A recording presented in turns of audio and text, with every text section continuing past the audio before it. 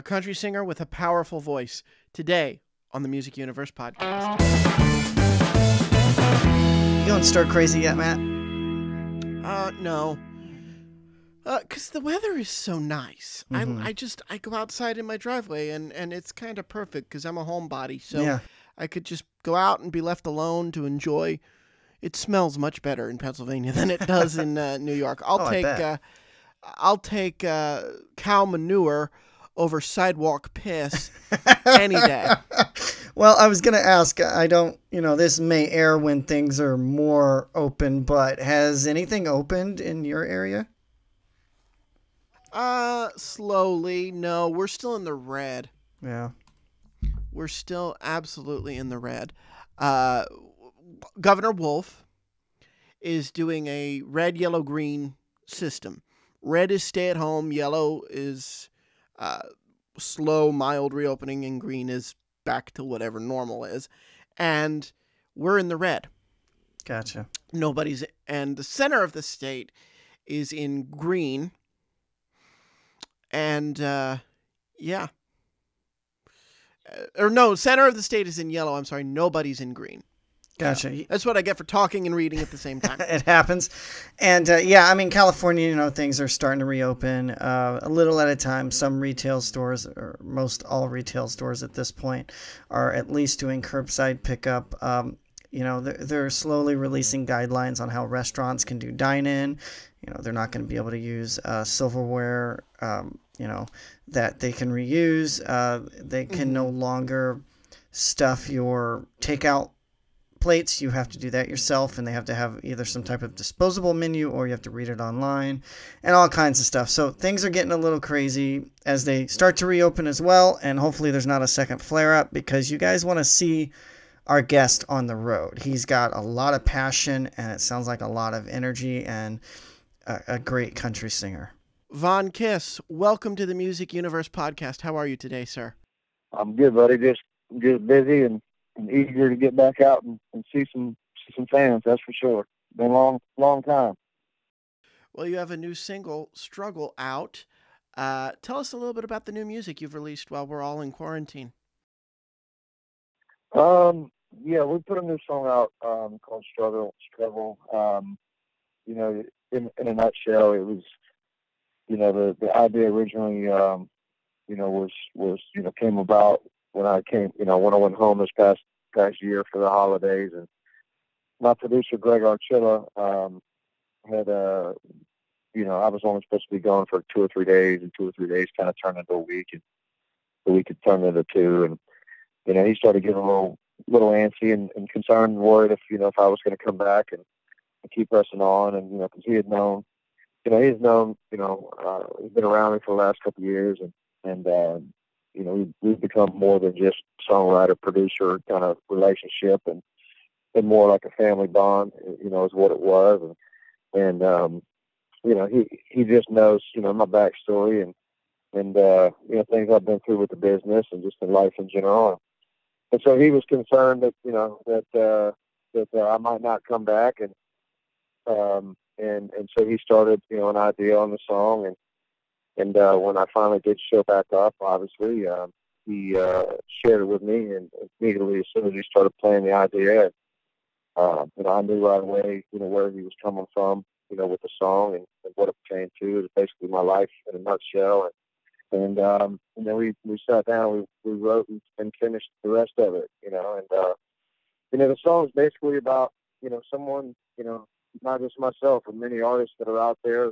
Some of them might not have families, but they might have other things.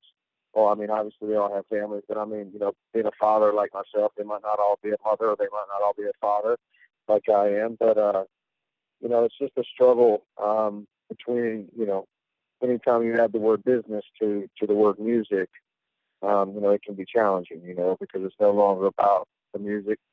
It starts becoming about, percentages and dollars and cents and greed and this and that. And so, when you add the two words together, music and business, it starts to become, a really challenging thing. So, for me, I've never really liked the music business, quote unquote, part of it. I've always just loved music. And so, I never did the music for accolades or set out to win Grammy awards or be a superstar. To be honest with you, I set out to just get acceptance from my family because growing up, music really wasn't a big part of my household growing up. My uncle was very, very heavily involved in music, but my family wanted me to stick, strictly to sports, and so music really wasn't a thing that was kind of welcome and allowed. So um, when I got out on my own and started teaching myself how to play, some chords, and I just started writing my own songs, and so really my journey on music was the validation um, of getting their approval. And so a few years back, when I finally once and for all got that approval and saw tears in their eyes and happiness in their eyes, that they didn't realize that I had the talent or the gift that I had, the passion for it that I had, that was the validation that I needed. And so at that moment, to be truthful, I already feel that I made it. Whatever the word quote unquote made it means, or he made it, or she made it, or you make it one day, whatever that means to each and every person is different. And for me, making it was validation, that I got from my friends and family that this was something that they felt that I was good enough to do. And so from here, having this opportunity, and that's what basically the last verse of the song talks about, is that you tried to break me, but you excuse me. It says you didn't break me. Tried to change the man my mom and daddy made me. They said you'll always be our son. You can't do no wrong. Now go sing your country songs. And then I say, I guess I made it. And that's what that means. Is that's what the whole song was about. Is the struggle. Trying to find balance between being a family, being a father, being a friend, um, and then trying to battle that battle and live a dream in the music business, and trying to, find balance between the two, and that's really what the song's about, and I think it speaks volumes to a lot of people in this business in many ways that a lot of people I know without certain would 100% can relate to it. Oh, that is such a great story, and you can tell in your music that it's very real and honest, and definitely the neo-traditional type of country that's coming back now, and just beautiful song. Yeah, I mean, it means a lot to me. I mean, because again, like I said, sitting here talking to you today, we all, you and I, all of us, we breathe the same air. I'm no different than you guys. I just play music. I'm just leaving the horse barn right now, and I'm going back to the horse barn once I get off the phone here with you, and you know, I love life just like you and the next person, and you know, I've never really been good at seeing fans try to put me on a pedestal or anything like that. I really don't accept that really well, and I'll never look at myself like that, and I just don't, to be truthful, not really sure if I ever could. But some of the most humbling things, it's like I said, the fact I've already feel that I made it just because of the validation that I got from my family. So talking to you today is just icing on that cake.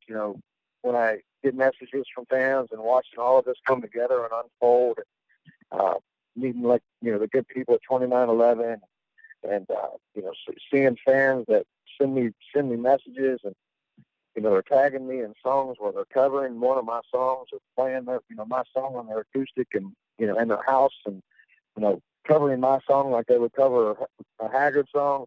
It's just it's just very humbling, man, to be honest with you, to just think that people out there, would want to have any reason to want to sit down and learn and sing and play my song. And it's or anything that I've had anything to do with it. It's very, very humbling. Now you said your parents wanted you to focus on sports and you had to kind of prove the music to them. What was their reaction the first time they heard you sing? Because you have an undeniably great voice. What was their reaction? Um, yeah, that's a good question. I my dad, my dad was, my dad wasn't never easy to impress. I'll say that. he was kind of, obviously there's probably good things to that and there's bad things to that. I don't take the same approach, as a father that he did with me. Um, but it's kind of hard because, I ask myself, had he not been the way that he was, would I ever have achieved the things that I have? So, I guess for him it was, like when I played sports and I'd have a great game and hit a couple home runs and go 3 for 4 and, we win a big game, it was never a hug on the shoulder of, son, man, you did a great job. It was, if you would have done this or this or this, you would have went 4 for 4 today. So there was always, Mm-hmm. it was never a, he always, it was tough love, a very, very tough love. Let's just put it that way. So when it came to singing, it was, you're pitchy or you're flat or you're this, or that, you know what I mean? And Mm-hmm. I don't consider myself by no means a world-class singer. I mean, I appreciate your compliment. I, I, I never was taught how to sing. I never got lessons or any of that. I just found me, and growing up, I dabbled, when I was younger and a little bit more rebellious, I dabbled into some rock and roll music and was actually in a rock and roll band that if you're familiar with the band Breaking Benjamin, Mm-hmm. a great friend of mine is like, he's like a brother to me. And hell, you might as well call him a brother to me, a little brother to me. But, we started a rock band together. He's now the drummer and has been for 5 or 6 years for Breaking Benjamin. His name's Sean Foyce. But yeah, we started a rock and roll band together, and we did some pretty decent sized tours back in the day. We played the Warped Tour. We did the Warped Tour a couple of times. We did some Jägermeister tours with Hinder and Buck Cherry. But it came a point where it just don't get me wrong, I love rock and roll. I love real rock and roll, though. The greats, like the '70s rock. I love the Who and Led Zeppelin and people like that, and the Beatles and all that. But for me, I wasn't raised on it. So I think that we all collectively go through life, and we go in spurts to where, we're trying to find out, how do we fit in life, and so we were out there, raising hell, and it just, something was missing, and I think what it was, and I even remember, it's funny, me and Sean just had this conversation, a couple weeks ago, actually, that, we laughed talking about, how I used to bring up all the time trying to convince these guys to let's start a country band. and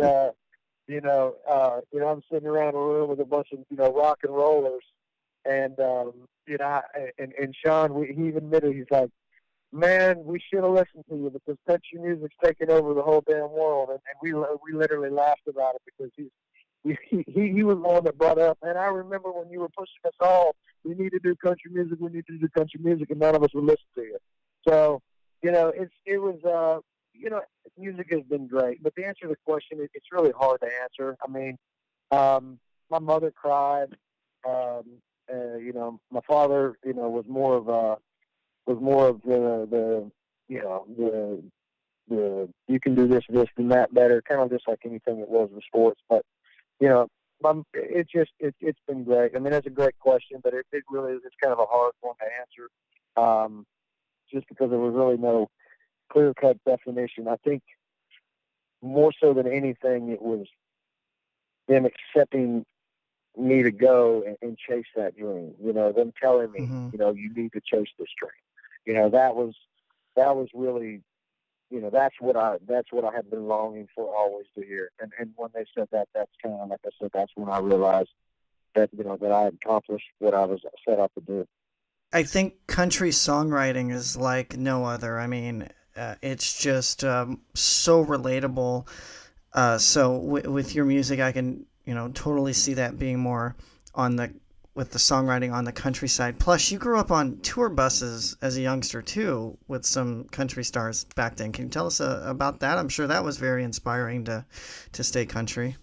Yeah, so basically, growing up, my uncle was my idol. He was somebody that I idolized. He was the one that was trying to always introduce music in my life. Meaning, he was based out of South Carolina, but he was, you guys sound younger, so I don't know how familiar you might be with somebody named Helen Cornelius or Jim Ed Brown. Jim Ed Brown, yes. Okay, yeah. So Helen Cornelius and Jim Ed Brown back in the '70s and '80s had, they were a duet kind of thing, and had some #1 songs. And my uncle was with Helen for a good 20 years, and her husband Jerry and my uncle ran and opened a real honky tonk down in South Carolina when Helen wasn't out on the road and my uncle wasn't out on the road. My uncle would serve as the house band down there and basically run the bar. So Hank Jr., David Allen Coe, Percy Sledge, a lot of the greats went down through there because it wasn't a small honky tonk that only, held 100 people. I mean, you could fit 2,000 or 3,000 people in this place. But those were the kind of the tour buses that I was, that I would be on, and then when I'd visit, some of those bigger stars would come into town. Obviously, my uncle would take me in to meet them, and so I just idolized, my grandfather, and not my grandfather, but my uncle, and what he did, and I just there was something about the stage, and that I always wanted to do, and for my birthdays or Christmas, my uncle would always bring an instrument home. My first instrument was a little old Rogers set of drums. The other times it was a guitar, but it didn't last long. It didn't last long because as soon as he went back to South Carolina, the families were kind of putting the instruments up or donating them to somebody because it was back to sports. You know what I mean? So I really, I just couldn't get into to being able to be the music side of myself until I was older. We're so glad that you're doing this. What are you doing now to stay connected with fans during this quarantine, during this pandemic? Social media. I know you actually. I think you did. I think you've been doing some live stuff. Is that right? Yeah, I get on there. Yeah, I try to get on there 2 or 3 times a week. And just to try to to play just myself and my guitar with and interact and talk to fans and the world is starting to open up a little bit back now. So I think it's still relevant. I'm not sure if it was as relevant as it was 30 days ago. But I'll still continue to do that. I mean, but it's interesting. But the answer to your question is I try to stay as active as I can on there. Letting each and every one of them know how appreciative I am. And that's the thing is I'm not to this day. I mean, there has been some social media people that interact and can handle some aspects of my page, but then there's other things that I haven't completely given up fully control over. To where usually I'm not gonna say all the time, but 90% of the time, it's me responding back to each and every last fan, and that's something that I've tried to hold on to as long as I can. Because there is times that it is overwhelming to respond to, to say thank you to every single comment or every single message. But if you go down through Sure. through my history of my Instagrams or my Facebooks and all the kind, you're not going to find one that was overlooked unless it was somebody just, completely trying to be an ass or something. But outside of that, I've just kind of took the thing that if there's somebody out there that has taken 5 seconds out of their life to acknowledge something that I'm doing or that, whatever, it may have touched them or they may like and take 5 seconds out of their day to tell me that, I just, some part of me has an obligation where I at least need to say thank you, So sometimes, it definitely can get very overwhelming and I can find myself, attached to the phone at the hip a lot. But I feel like I can't escape it, but hey, it's part of it. So as long as I'm able to do it, and and still find a way to get a few hours of sleep at night, I'll continue to do it. Oh, absolutely. And now you have an upcoming album. Did it come out yet, or is it still kind of pending based on the situation? Yeah, so the album has been done for over a year. And obviously, this virus thing, right now we're shooting, it looks like, for the whole body of work, the whole record for possibly fall of this year. There's a new, teaser video posted on Instagram and Facebook. That's, had a lot of great response already so far. But it's a song called Hardest Thing to Lose. And there's been talks about, taking it to some of the radio markets that, are still continuing to play real country music. So we'll see what ends up shaking with all of that. Awesome. Awesome. So, I've wanted to ask people, well, I guess you are releasing the new single Friday, but I've wanted to ask people, we've had kind of two schools on this show, people who will drop everything because everybody's bored at home, and people who are waiting. Why wait on the big project? Why not drop the whole thing this Friday? Is the idea to be able to go out and tour with it as soon as it's released? Well, I mean, there's two theories to all of it, and it's kind of like, it's when you're an independent artist and you don't, when you're an independent artist and you don't have the machine behind you, there's a lot of misconception for people that aren't in the music business when they feel that, hey, an artist got a major record deal. Well, usually, a major record deal, you're $1 million, the record company's going to have $1.5 million, $2 million or something invested into that artist.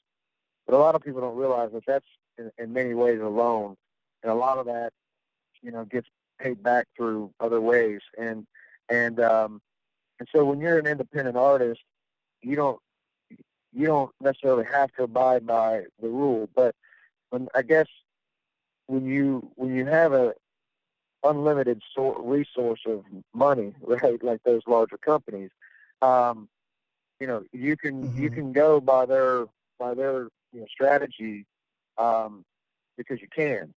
But when you're an independent artist, and I think at their level, some things are starting to change a little bit. Because even if you take, some of the newer artists that I listen to is like Eric Church, Luke Combs, or whatever. But you'll notice that Luke will put out a song, that's not maybe not on his record, or maybe he'll put on a song and maybe it's going to be on his record. So and I think a lot of artists are starting to do that. So I guess if you look at it this way, if someone gave you $50,000 or something to make a record, and would you want to just take your $50,000 and put it out there and say, okay, here it all is? Or would you want to try to get the most out of your investment? So, right. And what I mean by that is, if you put out just one body of work, right, call it $50,000 to make a record, or $20,000 to make a record, whatever it is that your budget is to make a record, and now all of a sudden you just threw out 10 songs. Well, that is, so basically 30 days from now, right, that record now to a lot of people is old news. They've heard it all. Mm-hmm. So there's nothing new, there's nothing fresh, there's nothing exciting about it other than you telling them, okay, we've got another record coming out. Well, your next record might not be able to come out for 6 months, or it might not be able to come out for a year. So right. If you're having to wait 6 months, if your fans are having to wait 6 months or a year to hear something new from you, you might become forgotten, and you might not be the new flavor of the month any longer. So if you take the approach that, like, for example, I have my whole record done, but I'm releasing songs off this record and putting them out, every 4 to 6 weeks, my fans are hearing something fresh and new and something that they haven't heard before that they can be excited about. So we're spreading out, hypothetically, our investment, keeping it fresh and relevant, to where then at the end, then you put out the body of work, and then they can appreciate it and feel like they have a whole album and the body of work in one place. Yeah. That's kind of the thought. We're not, we're not going to sit out here and put out, every single, every song off the record every 4 to 6 weeks. At some point, we will put out the body of work. But we'll probably, put out 4 to 5 this way. So this would be the third one, maybe 2 more, and then release the whole 11 in the fall.